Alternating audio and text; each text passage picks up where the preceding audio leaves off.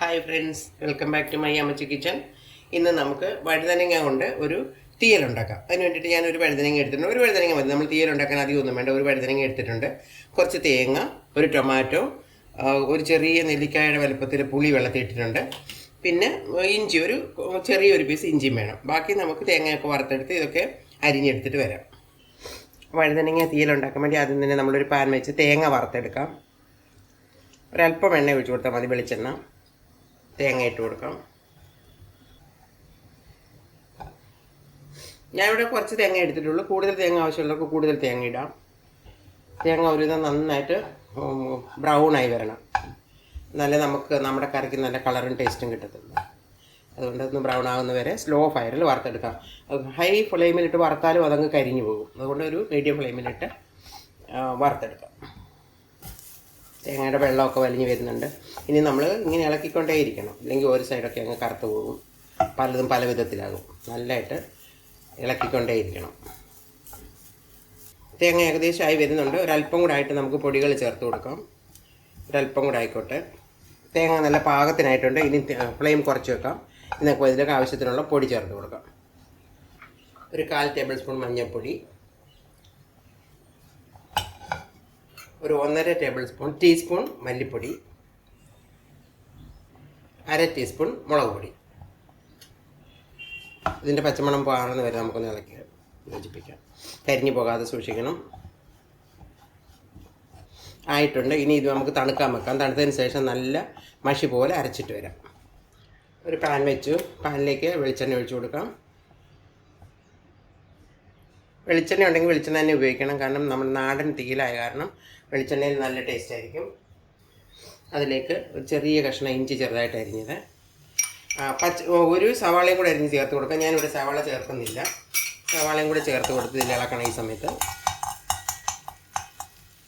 2 പച്ചമുളക് അരിഞ്ഞതും കൂടി ചേർത്ത് കൊടുക്കാം.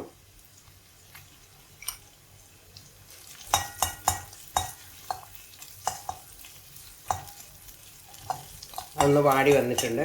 അതിലേക്ക് നമുക്ക് എടുത്തു വെച്ചിരിക്കുന്ന വഴുതനങ്ങ ചേർത്ത് കൊടുക്കാം. വഴുതനങ്ങ ചെറുതായിട്ട് അരിഞ്ഞ് നല്ല വെള്ളത്തിൽ ഇട്ടിട്ട് വെള്ളം പിഴിഞ്ഞെടുത്ത് കൊണ്ടുവന്നിട്ടുണ്ട്.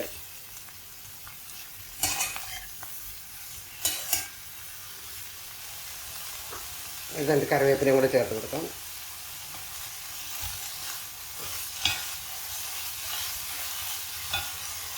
ഇതൊരുവിധം ഒന്ന് വഴന്ന് വരുമ്പോൾ നമുക്കൊരു ടൊമാറ്റോ ചേർക്കാം. ഒരു കളറിന് വേണ്ടിയിട്ട് ഒരല്പം മഞ്ഞൾപ്പൊടി നമ്മൾ മസാലക്കകത്ത് ചേർത്തിട്ടുണ്ട്. ഇതിനൊരു വഴുതനങ്ങയ്ക്ക് ഒരു കളർ കിട്ടാൻ വേണ്ടി ഒരു അല്പം ചേർത്ത് കൊടുക്കാം.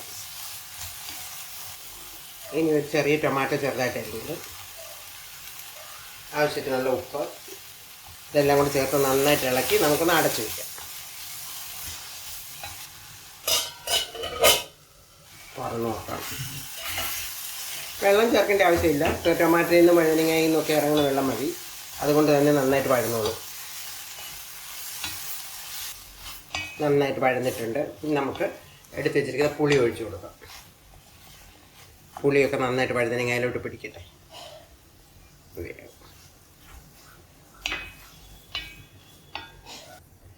അല്പസമയം കൂടെ ഒന്ന് അടച്ചു കൊടുക്കാം.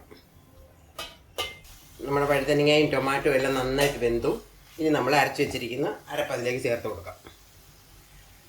തേങ്ങയും മുളകും മല്ലി മഞ്ഞളും എല്ലാം കൂടെ വറുത്ത് എടുത്ത മിശ്രിതമായത് നന്നായിട്ട് മിക്സ് ചെയ്യാം.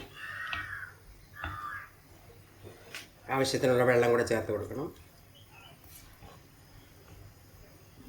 ഇത് നമുക്കിനി അടച്ച് വെച്ച് തിളയ്ക്കുന്ന വരെ ഒന്ന് വെയിറ്റ് ചെയ്യാം. ഞാൻ ഉപ്പ് നോക്കിയപ്പോൾ ഉപ്പ് അല്പം കുറവുണ്ട്.